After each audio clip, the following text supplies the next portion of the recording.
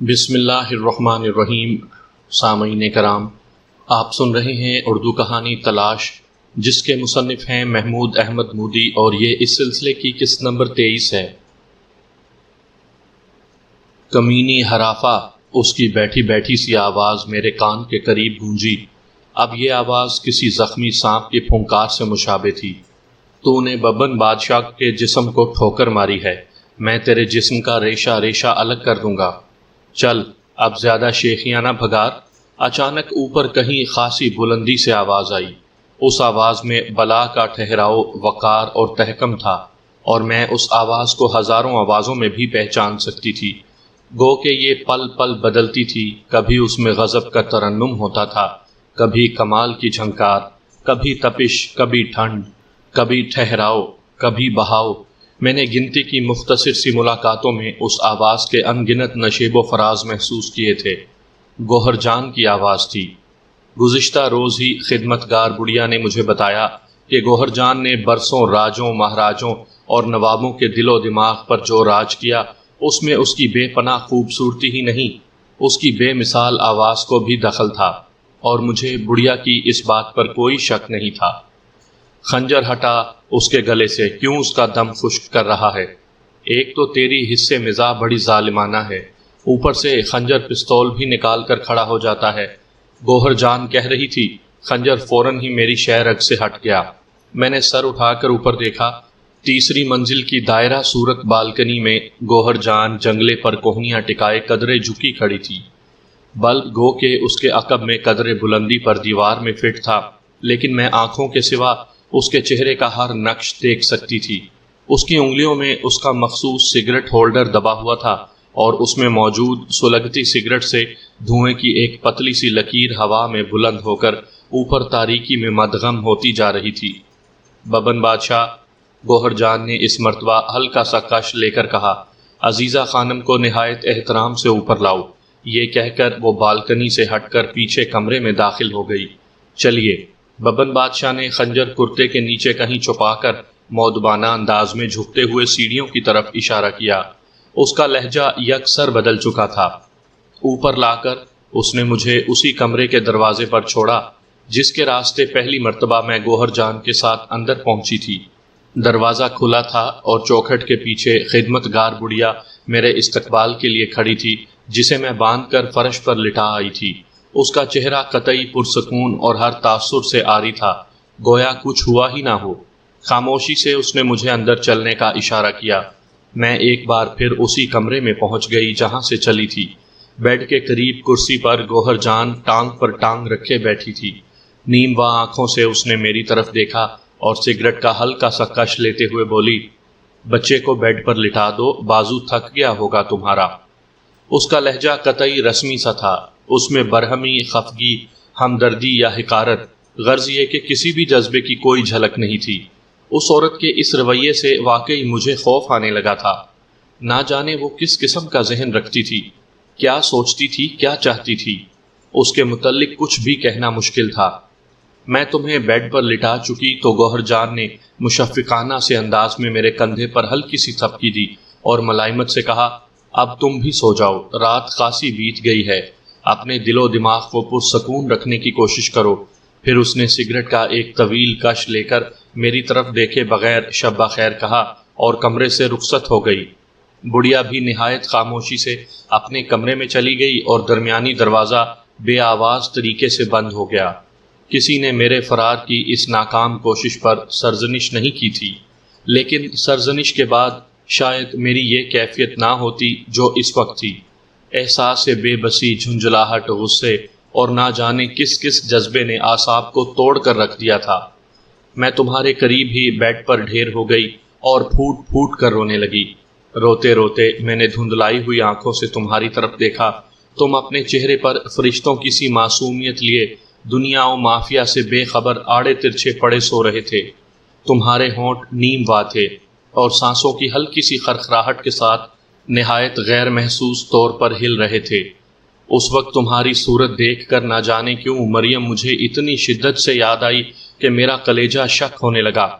میری بچی نہ جانے کس حال میں تھی، کہاں تھی، اور نہ جانے کوئی اس کی نگہداشت بھی کر رہا تھا کہ نہیں۔ مریم سے جدائی کا صدمہ اس لمحے مجھے ان تمام مصائب و الام اور تکلیف پر بھی بھاری محسوس ہوا جو میں اپنی اب تک کی زندگی میں اٹھا چکی تھی۔ میرا جی چاہا کہ چیخ چیخ کر رو دوں، دیواروں سے سر ٹکراؤں، شاید اس طرح میری تکلیف میں کچھ کمی ہو، مگر اس لمحے میرا ذہن دھیرے دھیرے تاریکی میں ڈوبنے لگا۔ شاید صدمات، محسوسات اور سوچوں کا بوجھ ذہن کی برداشت سے باہر ہو گیا تھا۔ شاید دماغ کی نسیں تھک گئی تھیں۔ یہ بے خبری اور بے ہوشی اس وقت بہت غنیمت تھی۔ اندھیرے کی آغوش میں پناہ مل جانے سے کم از کم وقتی طور پر زخمی کی اذیت ٹل گئی۔ دوسری صبح دن چڑھے آنکھ کھلی، اعصاب پر ایک عجیب سی تھکن طاری تھی۔ گزری ہوئی رات ایک دھندلے خواب کی طرح یاد رہ گئی تھی۔ مریم کا تصور البتہ اب بھی کند چھری کی طرح دل میں پیوست تھا، لیکن میں اس کی اذیت کو بھلائے رکھنے کی پوری کوشش کر رہی تھی۔ دراصل اب میں اپنے شب و روز کا آغاز ایک نئے زاویے اور نئے حوصلے سے کرنا چاہتی تھی۔ مجھے معلوم ہو گیا تھا کہ اپنی کمزوریوں کا اظہار کرتے رہنے یا اپنے زخموں سے کھیلتے رہنے سے حالات میں کوئی تبدیلی نہیں آئے گی۔ مجھے اب سب سے پہلی کوشش یہ کرنی تھی کہ میرا جسم اور روح کمزور نہ ہونے پائے، تاکہ میں صحیح طور پر سوچ بھی سکوں اور اگر کسی فیصلے پر پہنچوں تو اس پر عمل درآمد کے قابل بھی رہوں۔ اس نتیجے پر پہنچ کر میں نے بظاہر اپنے آپ کو بے حد پرسکون پا لیا۔ گوہر جان نے 3-4 دن تو میری اس تبدیلی اور پرسکون انداز و اطوار کو شک آلود نظروں سے دیکھا، پھر وہ حسب عادت لاپرواہ نظر آنے لگی۔ پھر ایک روز وہ میرے کمرے میں آئی تو اس کے ساتھ ایک عجیب الخلقت سا شخص بھی تھا۔ عمر اس کی 50 کے قریب ہوگی، غیر معمولی طور پر اونچا، لیکن ہڈیوں پر محض کھال چڑھی ہوئی، گوشت کا نام و نشان تک نہیں تھا۔ رنگت الٹے توے جیسی مگر باچھوں سے چھلکتی پان کی پیک کی وجہ سے دہانہ خون کی طرح سرخ نظر آ رہا تھا۔ سر پر پھولدار ریشمی کپڑے کی چھوٹی سی گول ٹوپی تھی، جس کے نیچے سے کھچڑی بالوں کی لمبی لمبی چکنی لٹیں کندھوں پر جھول رہی تھی۔ یہ شخص چست ریشمی قمیض اور چوڑی دار پاجامہ پہنے ہوئے تھا، جو اس کی ہرن جیسی سوکھی سوکھی ٹانگوں پر گویا منڈا ہوا تھا۔ پاؤں میں سیاہ مخمل کی سلیم شاہی جوتی تھی۔ اس نے اپنی کلائی بڑے اہتمام سے آگے کو بڑھائی ہوئی تھی اور اس پر پان رکھنے کا ایک بڑا سا رنگ برنگا ریشمی بٹوا جھول رہا تھا، جس کے لمبے لمبے پھندنے ہر جنبش پر قدم کے ساتھ لہرا رہے تھے۔ اس کی چال میں غضب کی لچک مٹک رہی تھی۔ میں اس وقت بیڈ پر گاؤ تکیے سے ٹیک لگائے بیٹھی تھی اور تم اپنے کھلونوں سے کھیل رہے تھے۔ بانس کی طرح لمبا وہ سیاہ فام شخص گوہر جان کو پیچھے چھوڑ کر لچکتا مٹکتا میرے قریب آیا اور یوں جھک گیا گویا سیدھے کھڑے ہو کر اسے میری صورت دیکھنے میں دشواری پیش آ رہی ہو۔ اس کے آتے ہی کمرہ چنبیلی کی خوشبو سے بھر گیا تھا۔ اب مجھے اندازہ ہوا کہ اس نے لباس شاید چنبیلی کے عطر میں ڈبو کر پہن رکھا تھا۔ ماشاءاللہ ماشاءاللہ چشم بدور، اس نے نہایت پاٹدار آواز میں کہا، جو اس کے منحنی جسم سے ہرگز میل نہیں کھاتی تھی۔ ہیرا ہے ہیرا گوہر بھائی۔ اس نے سیدھے ہو کر گوہر جان کو مخاطب کیا، پھر گہری سانس لے کر کہا، آج تک تم نے اتنی لڑکیوں کو نچایا، لیکن تمہارے بھاگ صحیح معنوں میں آج کھلے ہیں۔ گوہر جان طمانیت اور خاک ساری سے مسکرائی، گویا اسے بھی عمر بھر کی کسی ریاضت کا صلہ مل گیا ہو۔ لمبا مجہول شخص میرے بیڈ کے قریب سے ہٹ کر طویل و عریض کمرے کے ایک حصے میں بچھے ہوئے اور چاندنی سے ڈھکے ہوئے فرش کی طرف بڑھ گیا۔ چاندنی پر دیوار کے ساتھ کئی گاؤ تکیے بھی لگے ہوئے تھے۔ اس نے بڑی نزاکت سے اپنے سیاہ مخمل کی سلیم شاہی جوتی اتاری اور ایک گاؤ تکیے سے ٹیک لگا کر بیٹھتے ہوئے اپنا بٹوا کلائی سے اتارا۔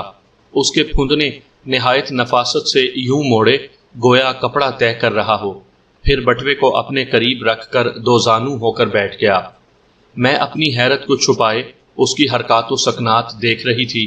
گوہر جان بھی آج معمول سے کچھ زیادہ ہار سنگھار کیے ہوئے تھی، گویا کسی تقریب میں جانے کی تیاری کر کے آئی ہو۔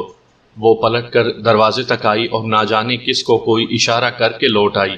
اس کے پیچھے پیچھے ہی دو ملازم کمرے میں داخل ہوئے۔ ایک نے بڑا منقش قسم کا ہارمونیم اٹھا رکھا تھا اور دوسرا لڈوؤں سے بھرا ہوا ایک نقرئی تھال اٹھائے ہوئے تھا۔ لڈوؤں کے ارد گرد گلاب اور چنبیلی کی پتیوں کا ایک موٹا سا دائرہ تھا۔ ملازموں نے یہ دونوں چیزیں اس مجہول شخص کے سامنے رکھ دیں اور خود خاموشی سے الٹے قدموں لوٹ گئے۔ مجہول شخص نے اپنے انگرکھے کی جیب سے ایک ریشمی رومال نکالا اور اتنی محبت سے ہارمونیم سے کوئی غیر مرئی گرد صاف کرنے لگا جیسے کوئی ماں اپنے بچے کے رخسار پہنچ رہی ہو۔ بہت کم ایسا ہوتا ہے، گوہر جان نے میرے قریب پہنچتے ہوئے یوں مخاطب کیا، گویا وہ بہت دیر سے مجھ سے مصروف گفتگو تھی۔ درمیان کسی وجہ سے ذرا دیر کو سلسلہ کلام ٹوٹ گیا تھا اور اب وہ اسے وہیں سے جوڑ رہی ہے کہ کوئی شخص رقص اور موسیقی دونوں میں بیک وقت کمال حاصل کر لے اور استاد کے درجے کو پہنچے، حالانکہ دونوں کا چولی دامن کا ساتھ ہے، مگر رقاص کو صرف سروں کا علم ہوتا ہے، وہ خود گا نہیں سکتا، اور گانے کے استاد نرت بھاؤ سمجھتے ہیں مگر خود نرت بھاؤ بتا نہیں سکتے۔ لیکن جو اپنے استاد فتح باب خان امبالے والے ہیں، انہوں نے دونوں فنون میں کمال حاصل کیا ہے۔ تو پھر میں کیا کروں؟ میں نے اکھڑے اکھڑے لہجے میں کہا۔ تم اپنی خوش نصیبی پر فخر کرو کہ تمہیں ان کی شاگردی میں دے رہی ہوں، گوہر جان نے نہایت اطمینان سے کہا اور میرا ہاتھ تھام کر اٹھاتے ہوئے بولی، اگر تم چند سال لا حول ولا لا حول ولا۔ استاد محترم بڑبڑائے اور رومال سے منہ صاف کرنے لگے، تاہم ان کے صبر و سکون میں کوئی فرق نہ آیا۔ منہ صاف کرتے ہی دوبارہ ہارمونیم پر سر ملانے لگتے گویا کچھ ہوا ہی نہ ہو۔ میرا ارادہ ہارمونیم کو بھی لات مارنے کا تھا، لیکن وہ خاصا وزنی نظر آ رہا تھا اور اندیشہ تھا کہ میں اپنا پاؤں نہ توڑوا بیٹھوں، اس لیے اپنے آپ پر ضبط کر کے گوہر جان کی طرف دیکھا۔ اس کے چہرے پر زلزلے کے سے آثار نمودار ہو رہے تھے۔ گستاخ لڑکی، اس کے حلق سے جو آواز نکلی اسے سن کر میری عمر کی عورت شاید تھرا اٹھتی، بشرط یہ کہ اس نے مجھ جتنی مصیبتیں نہ جھیلی ہوتی۔ وہ نہ جانے کس ارادے سے مٹھیاں بھینچ کر میری طرف بڑھی، لیکن اس کے مجھ تک پہنچنے سے پہلے وہ مجہول شخص استاد فتح یاب خان ناقابل یقین پھرتی سے گویا رقص کا کوئی زاویہ بناتے ہوئے اٹھا اور اس نے انگرکھے کی ریشمی آستین میں ملغوف لمبا سا استخوانی بازو ہم دونوں کے درمیان حائل کر دیا۔ دھیرج گوہر جان، دھیرج، وہ گنگنانے کے سے انداز میں بولا۔ اچھی نسل کی گھوڑی اور مستقبل کی اعلیٰ بازاری عورت شروع میں بڑی منہ زور ہوتی ہے۔ تمہیں یاد نہیں مطربہ نے کیسا طوفان مچایا تھا، ہارمونیم کے ٹکڑے کر دیے تھے، پردے پھاڑ دیے تھے اور حتیٰ کہ مسحری بھی نہ جانے کس طرح توڑ دی تھی، بعد میں کیسی سانچے میں ڈھلی تھی، جیسے بوتل میں پانی۔ اور سریا کا معاملہ یاد ہے، وہ شیر کی بچی تو چار کڑیل جوانوں کے قابو میں نہیں آتی تھی، اور نئیبہ خاتون اور تہذیب النساء تو کچی عمروں میں آئی تھیں اور اپنی مرضی سے آئی تھیں، مگر گھنگرو باندھتے وقت انہوں نے بھی اڑی کی تھی، گو کہ باقی سب کچھ رسان سے سیکھ لیا تھا۔ گوہر جان، ہم تو سمجھے تھے اب تمہاری بربادی کی عمر شروع ہو گئی ہے، مگر لگتا ہے ابھی خون ٹھنڈا نہیں پڑا۔ گوہر جان نے اپنی جگہ رک کر ایک طویل سانس لی اور جسم ڈھیلا چھوڑ دیا۔ اس کے تاثرات یک لخت معمول پر آ گئے۔ خون ٹھنڈا ہی تو پڑ گیا ہے استاد محترم، تبھی تو نواب سے سودا کر لیا تھا، اور تبھی تمہیں یہ لڑکی یہاں اس عالم میں نظر آ رہی ہے کہ کسی نے اسے اونچی آواز میں پکارا تک نہیں، حالانکہ یہ ایک مرتبہ بھاگنے کی کوشش بھی کر چکی ہے۔ تم پہلے مجھے مل گئی ہوتی تو اب تک تمہاری تراش خراش کا عمل مکمل ہو چکا ہوتا اور تم دنیائے فن کا ایک انمول ہیرا بن چکی ہوتی۔ بہرحال اب بھی کچھ نہیں بگڑا۔ استاد محترم جب کسی پر مہربان ہوتے ہیں تو دیکھتے ہی دیکھتے اس کی کایا پلٹ کر رکھ دیتے ہیں۔ میں اس کے ساتھ اٹھ کر چاندنی تک پہنچ چکی تھی، جہاں استاد محترم خاموشی سے لب ہلاتے ہوئے ایک ہاتھ ہوا میں بلند کر کے شاید کسی سر کی دل میں مشق کرتے ہوئے انگلیوں کو بل دے رہے تھے۔ مجھے قریب آتے دیکھ کر وہ آنکھیں پوری طرح کھول کر سنبھل کر بیٹھ گئے اور ہارمونیم کو اپنے کچھ اور قریب کھینچ لیا۔ چاندنی کے قریب پہنچ کر میں رک گئی۔ گوہر جان جو اب خاصی مطمئن نظر آ رہی تھی، جلدی سے ہاتھ کا اشارہ دیتے ہوئے پچکارنے کے سے انداز میں بولی، ہاں شاباش، چلو دو زانو ہو کر استاد محترم کے سامنے بیٹھو تاکہ شاگردی کی رسم ادا ہو سکے۔ بھاڑ میں گئی تمہاری دنیائے فن اور چولے میں گئے تمہارے استاد محترم۔ میں اچانک اس بری طرح چلائی کہ گوہر جان ہڑبڑا کر ایک قدم پیچھے ہٹ گئی۔ میں نے لڈوؤں کے تھال کو ایک ٹھوکر رسید کی، کچھ لڈو اچھل کر استاد محترم کے منہ پر پڑے اور باقی ان کے عقب میں دیوار سے ٹکرا کر چاندنی پر ڈھیر ہو گئے۔ سب ٹھیک ہو جائے گا، استاد نے کہا، پھر دنیا بھر کی مٹھاس اپنے لہجے میں سمیٹتے ہوئے مجھے مخاطب کیا۔ کوئی بات نہیں، اگر اس وقت تمہارا جی نہیں چاہ رہا تو پھر کسی دن سہی۔ اس نے اپنی ٹوپی درست کی، بٹوا اٹھا کر بازو پر لٹکایا اور اپنی مخصوص لچک مٹک کے ساتھ دروازے کی طرف چل دیا۔ گوہر جان بھی سر جھکائے اس کے ساتھ ہی چلی گئی۔ میں بیڈ کی طرف پلٹ آئی۔ تم بیڈ کا سہارا لیے کھڑے تھے اور حیرانی سے میری طرف دیکھ رہے تھے۔ میں نے تمہیں اٹھا کر سینے سے چمٹایا اور کمرے میں ٹہلنے لگی۔ ان حالات میں میرا ذہن تقریباً معاف ہو چکا تھا۔ میں جو کچھ بھی کرتی تھی اچانک ہی فیصلہ کر کے کرتی تھی۔ میں اپنے حواس کو حد الامکان مستعد رکھنے کی کوشش کرتی تھی، لیکن پھر بھی کچھ سمجھ میں نہیں آتا تھا۔ کوئی راستہ سجھائی نہیں دیتا تھا اور نہ ہی یہ اندازہ ہو پاتا تھا کہ میرا مستقبل کیا ہے۔ میرے لیے امید کی ایک مہیم سی کرن بس تم تھے، لیکن میری سمجھ میں نہیں آتا تھا کہ یہ کرن کب تک اور کیوں کر میری زندگی میں اجالا کرے گی۔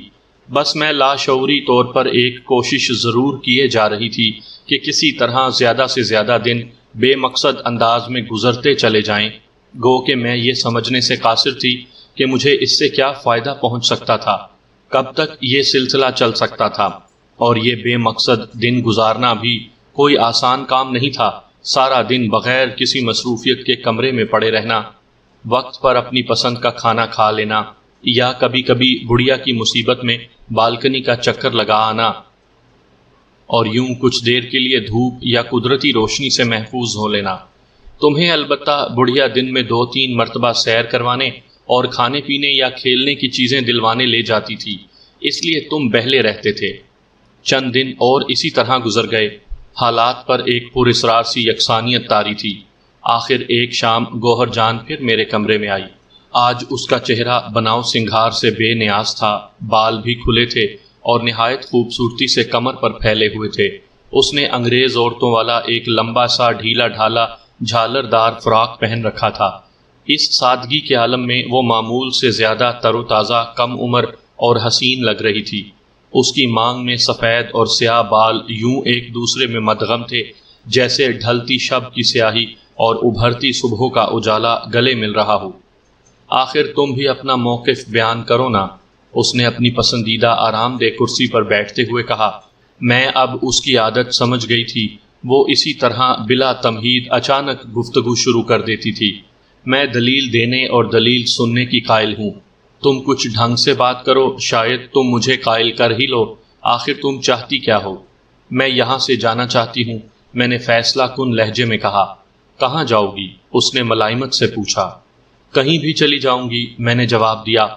یہ تو کوئی جواب نہ ہوا، اور خاص کر ایک جوان اور بلا کی حسین عورت کے ہونٹوں پر تو یہ الفاظ آنے ہی نہیں چاہیے۔ یہ ارادہ اسے کہیں کا کہیں پہنچا دیتا ہے۔ اس نے اپنے فراق کی تہ در تہ جیب سے اپنا سگریٹ ہولڈر اور سگریٹ کا پیکٹ نکالا اور ایک سگریٹ ہولڈر میں لگا کر سلگائی۔ میں پلکیں جھپکائے بغیر اسے گھورتی رہی۔ اس نے طویل کش لے کر دھواں میری طرف چھوڑا اور ایک لمحے کے توقف سے بولی، شاید تمہیں خوش فہمی ہے کہ جب تم یہاں سے نکلو گی تو دنیا بھر کے شریف النفس انسان تمہارے استقبال کے لیے سڑک پر دونوں طرف قطاریں باندھے کھڑے ہوں گے۔ وہ تم پر پھولوں کی پتیاں نچھاور کریں گے، تمہارے سر پر چھتریوں کا سایہ کریں گے، تمہیں چم چم کرتی کار میں بٹھائیں گے اور ایک عالی شان حویلی میں لے جا کر تنہا چھوڑ دیں گے، اور صبح و شام تم سے پوچھنے آیا کریں گے کہ ملکہ عالیہ کو کسی چیز کی ضرورت تو نہیں۔ وہ پاؤں پٹک کر اٹھ کھڑی ہوئی اور یک لخت اس کی آواز کچھ بلند ہو گئی۔ بولو، کیا تمہیں یہ خوش فہمی ہے؟ نہیں، میں نے نفی میں سر ہلا دیا۔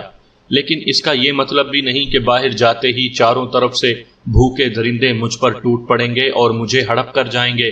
آخر یہ ایک شہر ہے، کوئی جنگل تو نہیں۔ یہی تو تمہیں معلوم نہیں بھولی رانی، اس نے بیڈ کے گرد ٹہلتے ہوئے کہا۔ جنگل تو مفت میں بدنام ہے، جنگل کے سارے قانون تو ہم نے اپنا لیے ہیں، اور وہ بھی 10 قدم آگے بڑھ کر۔ کیا تم ابھی تک قائل نہیں ہوئی کہ انسانوں کی بستیوں میں طاقت کا قانون چلتا ہے؟ جس کی لاٹھی اس کی بھینس، باقی سب ڈھکوسلے ہیں، کمزوروں کو تسلی و تشفی دینے اور الو بنانے کی باتیں ہیں۔ اس زمانے میں بقا کے لیے انسان کے پاس کوئی نہ کوئی طاقت ہونا ضروری ہے۔ کمزور انسان تو راہ میں پڑے روڑے کی طرح ہیں، کوئی ٹھوکر مارتا ہے ادھر کو لڑکا دیتا ہے، اور کوئی اور ٹھوکر مارتا ہے تو واپس وہیں پہنچا دیتا ہے۔ بیڈ کے سرہانے پہنچ کر وہ اچانک رکی اور الٹے قدموں واپس میرے سامنے آ کر بولی، تمہارے پاس بھی ایک طاقت ہے، معلوم ہے کون سی؟ میں خاموش بیٹھی اسے گھورتی رہی۔ تمہارا یہ حسن۔ اس نے میرے چہرے کی طرف انگلی سے اشارہ کیا اور دوبارہ چہل قدمی شروع کرتے ہوئے بولی، اس کے استعمال کا ہنر سیکھ لو، فائدے میں رہو گی۔ میں کہہ چکی ہوں میں تم جیسی عورت نہیں بنوں گی، نہیں بنوں گی۔ میں نے بآواز بلند کہا، تمہاری ان ڈرامائی تقریروں سے کوئی فائدہ نہیں ہوگا، میں جان دے دوں گی، لیکن تمہاری ناپاک خواہشات کی بھینٹ نہیں چڑھوں گی۔ اس نے متاسفانہ انداز میں کہا اور قریب آ کر بزرگانہ انداز میں میرا رخسار تھپ تھپایا۔ ڈرامائی تقریر تو تم کر رہی ہو چندا، جان ہی دینی تھی تو نواب کے محل میں دے دی ہوتی، جہاں تم اس کی کنیز کی حیثیت سے دن گزارتی رہیں۔ نواب نے مجھے بتایا تھا کہ ایک مرتبہ تم نے اسے قتل کرنے کی ناکام کوشش بھی کی تھی، وہی چھری تم نے اپنے پہلو میں کیوں نہیں اتار لی تھی؟ میری جان، اس طرح تم بندی خانے میں ڈالے جانے سے بھی بچ جاتی۔ معلوم نہیں بندی خانے میں تم پر کیا کچھ بیتی ہوگی۔ اس نے ایک گہرا کش لیا اور دھواں ناک سے نکالتے ہوئے کہا، پس ثابت ہوا کہ جان بہت پیاری ہوتی ہے، اور پھر اب تو بات صرف تمہاری ہی جان کی نہیں، مسئلہ اس ننھی سی جان کا بھی ہے۔ اس نے تمہاری طرف اشارہ کیا۔ اس کی باتیں میرے دل کو لگ رہی تھیں، اور میں ان کے سحر میں گرفتار ہونا نہیں چاہتی تھی، اس لیے چلا کر بولی، تم زبردستی کر کے دیکھو، میں تمہیں جان دے کر دکھا دوں گی۔ اب مجھ میں اپنے وجود کی تذلیل برداشت کرنے کا حوصلہ نہیں رہا، سکت نہیں رہی۔ تذلیل؟ اس نے میرے سامنے آرام دہ کرسی پر بیٹھتے ہوئے حیرت سے دہرایا، تذلیل ہی سے تو میں تمہیں بچانا چاہتی ہوں۔ دیکھو، تمہارے ذہن میں اگر یہ خیال ہے کہ کوئی ٹھکانہ، کوئی منزل نہ ہونے کے باوجود تم یہاں سے نکل کر تذلیل سے محفوظ رہو گی تو یہ بھی تمہاری خوش فہمی ہے۔ تم شاید سوچ رہی ہو کہ جا کر کسی خوشحال گھرانے میں نوکری کر لو گی اور بزم خود عزت کی زندگی گزارو گی، تو یقین کرو کہ اپنے مطلوبہ گھر تک پہنچنے سے پہلے ہی کئی گدھ تمہاری عزت پر ٹوٹ پڑیں گے۔ یہ بمبئی ہے، یہاں کئی ایسے واقعات ہو چکے ہیں کہ کوئی لاوارث اور بے آسرا لڑکی سڑک سے غائب ہوئی اور ایک آدھ دن بعد بے ہوش یا نیم مردہ کسی اندھیرے گوشے میں پڑی پائی گئی۔ تم اگر اس تجربے کا نشانہ بننا چاہتی ہو کہ کسی سیٹھ کا گرگا تمہیں اٹھا کر گاڑی میں ڈالے اور سیٹھ کے عشرت قدے پر پہنچا دے، یا بدماشوں کی کوئی ٹولی تم پر جھپٹے اور بندر باٹ میں مصروف ہو جائے، تو پھر شوق سے جاؤ۔ تمہارا حسن اور خانمہ بربادی تمہارے لیے اتنا بڑا مسئلہ بن جائے گی کہ تم سوچ بھی نہیں سکتی۔ بالفرض کالوں نے تمہیں بخش بھی دیا تو تمہاری صورت تو گورے صاحبوں کی کھوپڑی بھی بھگ سے اڑانے کے لیے کافی ہے۔ اس طرح باہر جا کر تمہیں جو حالات پیش آئیں گے ان سے تذلیل کا صحیح مفہوم تمہاری سمجھ میں آ جائے گا۔ فرض کرو تم کسی خوشحال گھرانے تک پہنچ بھی گئیں تو اس بات کی کیا ضمانت ہے کہ کسی روز بیگم کی غیر موجودگی میں صاحب کی نیت تم پر خراب نہیں ہوگی۔ چلو ہم مزید فرض کر لیتے ہیں کہ تم جس گھرانے میں پہنچو گی وہاں کے سب افراد نہایت نیک، شریف النفس اور خدا ترس ہوں گے، لیکن تمہیں معلوم ہے کہ اس قسم کے گھروں میں چوری چکاری ہو جائے تو کیا ہوتا ہے۔ انگریز نے ہندوستان کی پولیس کو تفتیش کا ایک سنہرا اصول بتا رکھا ہے جس پر وہ آنکھیں بند کر کے عمل پیرا ہیں، اور وہ اصول یہ ہے کہ اگر کسی خوشحال گھرانے میں چوری ہو جائے تو سب سے پہلے اس کے نوکروں کو پکڑ کر الٹا لٹکا دو، ان کی چمڑی ادھیڑ دو۔ اب تم خود ہی سوچو کہ اگر ایسے ہی کسی اتفاق کے تحت تم جیسی نعمت غیر متوقع بھوکے اور ترسے ہوئے ہندوستانی پولیس والوں کے ہتھے چڑھ گئی تو اس کا کیا حشر ہوگا؟ ذرا سوچو، چشم تصور سے کام لینے کی کوشش کرو تاکہ تذلیل کے صحیح معنی تمہاری سمجھ میں آ سکیں۔ اس نے خاموش ہو کر تیزی سے سگریٹ کے 2-3 کش لیے اور امید بھری نظروں سے میری طرف دیکھتے ہوئے بولی، بازاری کہلانا ایک تذلیل سہی، لیکن اس کے بعد عورت بے شمار ذلتوں سے بچ جاتی ہے۔ تم جتنا مرضی بھونکو گوہر جان، میں نے اکتائے ہوئے لہجے میں کہا، مگر یہ میرا آخری فیصلہ ہے کہ میں ہر روز ایک نئے شیطان کی ہوس کا نشانہ بننے کے لیے یہاں نہیں رہوں گی۔ اوہ، دفتن وہ کش لیتے ہوئے رک گئی۔ اب میں سمجھی، دراصل تمہارے ذہن میں بازار حسن کا اور خصوصاً میرے بالا خانے کا بڑا غلط تصور ہے۔ گوہر جان کا بالا خانہ کسی سستی قسم کی جسم فروشی بھیلنی یا ڈومنی کی اندھیر کٹیا نہیں، جہاں ہر ایرا غیرہ اور سڑا بسا آدمی جیب میں چند ٹکے ڈال کر چلا آئے اور حیوانوں کی طرح اپنا مطلب نکال کر چلتا بنے۔ یہاں ایک نہیں کئی بالا خانے چلتے ہیں، ایک کو تو میری بیٹی ہی چلاتی ہے، ان پر صرف مجرا ہی ہوتا ہے۔ بازار حسن کے بھی کچھ قوانین، اصول اور اخلاقی ضابطے ہوتے ہیں جن کا تفصیلی علم تمہیں رفتہ رفتہ ہو جائے گا۔ بہرحال جو تم سمجھ رہی ہو وہ ہرگز نہیں ہوتا۔ البتہ ایسا ضرور ہوتا ہے کہ تم جیسے ہیرے پر کسی امیر زادے کا دل آ جائے وہ اسے ملازم رکھ لیتا ہے۔ اس کا یہ مطلب نہیں کہ وہ اسے گھر لے جاتا ہے اور اسے جھاڑو برتن کرواتا ہے۔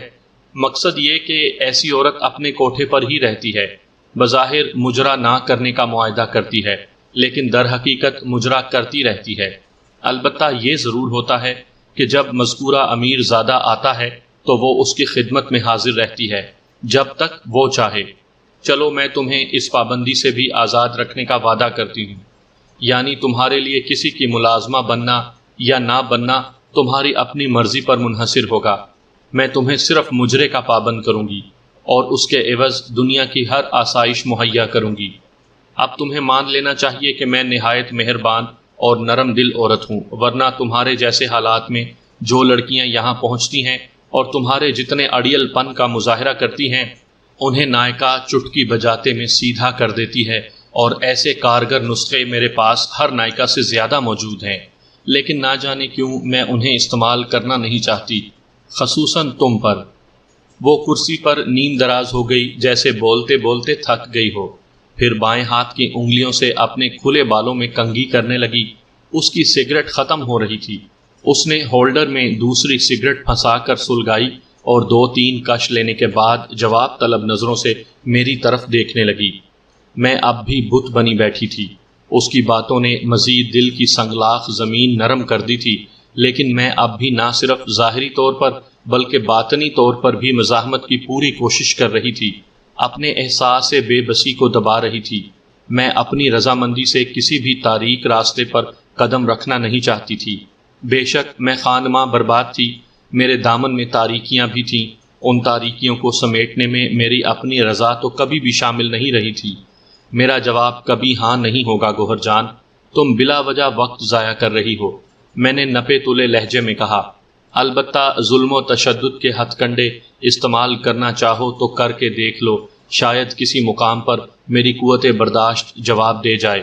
گوہر جان کا چہرہ ایک لمحے کے لیے سپاٹ ہو کر رہ گیا، جیسے طاق پر رکھا چراغ بجھ گیا ہو اور پوری دیوار ہی تاریکی کا حصہ نظر آنے لگی ہو۔ تاہم اس کے طرز عمل میں کوئی تبدیلی نہ آئی، وہ اسی صبر و سکون سے بیٹھی سگریٹ کے کش لیتی رہی۔ البتہ اب اس کی نظریں میرے چہرے کے بجائے کمرے کی دیوار پر مرکوز ہو گئیں۔ سگریٹ ختم کر کے اس نے ٹوٹا ہولڈر سے نکال کر سختی سے جوتی تلے مسلا اور اٹھ کھڑی ہوئی۔ تمہارا انکار اقرار میں بدل جائے گا میری جان۔ وہ میری آنکھوں میں آنکھیں ڈال کر مسکرائی، اور بہت جلد اس نے جاتے ہوئے ہولے سے میرا گال تھپ تھپایا اور اپنا فراق سنبھالتی رخصت ہو گئی۔ ہر بار وہ ایک نیا شوشہ چھوڑ کر میرے اعصاب میں ہلچل سی مچا کر چند دن کے لیے غائب ہو جاتی تھی، صورت بھی نہیں دکھاتی تھی۔ اس بار بھی وہ 3 دن غائب رہی۔ چوتھے دن وہ آئی تو اس کے ساتھ گھٹے ہوئے جسم کا ایک پستہ قد ملازم بھی تھا، جسے میں 2-1 مرتبہ پہلے بھی دیکھ چکی تھی۔ گوہر جان آج خوب بنی ٹھنی تھی اور اس کی حرکات و سکنات سے ایک دبا دبا سا جوش جھلک رہا تھا، جیسے آج وہ کسی خاص مہم پر نکلی ہو۔ آؤ آج تمہیں ایک تماشا دکھاؤں۔ وہ میرا ہاتھ پکڑ کر مجھے اٹھاتے ہوئے بولی۔ میں اس وقت تمہیں سیب کی چند ننھی ننھی کاشیں کھلا کر بیٹھی ہی تھی۔ تم گاؤ تکیے کا گھوڑا بنائے اس پر چڑھے بیٹھے تھے اور خوب اچھل کود کر رہے تھے۔ کیسا تماشا؟ میں نے مشکوک سی نظروں سے اسے گھورا۔ آؤ تو صحیح چندا، ایسی گھبرانے والی کیا بات ہے؟ اس نے بچوں کی طرح مجھے چمکارا۔ یہیں ذرا نیچے تک چل رہے ہیں، تمہیں کچھ سیر کروا دوں، شاید تمہیں میری راجدھانی پسند آ جائے اور تم بھی اس کی ایک شہزادی بننا پسند کر لو۔ اس نے کھینچ کر مجھے اٹھا لیا۔ یہ بھی تو ممکن ہے کہ مجھے تمہاری راجدھانی دیکھ کر تم سے اور بھی زیادہ نفرت ہو جائے، میرے ارادے اور بھی زیادہ مضبوط ہو جائیں۔ میں نے جارحانہ لہجے میں کہا۔ میں اس کے عین مقابل کھڑی تھی۔ پہلی مرتبہ میں نے محسوس کیا کہ وہ قد کاٹ میں میرے ہی برابر تھی، بلکہ اس کے کندھے کچھ زیادہ چوڑے تھے اور کسی حد تک مردانہ سی ساخت کے تھے، مگر نہایت غور سے دیکھنے پر ہی اس امر کا احساس ہوتا تھا، وگرنہ جسم سے دھیرے دھیرے پھوٹتی فربی اور ڈھلتی عمر کے باوجود اس عورت کا جسم سر سے پاؤں تک متناسب اور قیامت خیز تھا۔ ارباب نے ایک مرتبہ مجھے بتایا تھا کہ ہمیشہ ریاض جاری رکھنے والی رقاصاؤں کے جسم سدا بہار ہوتے ہیں۔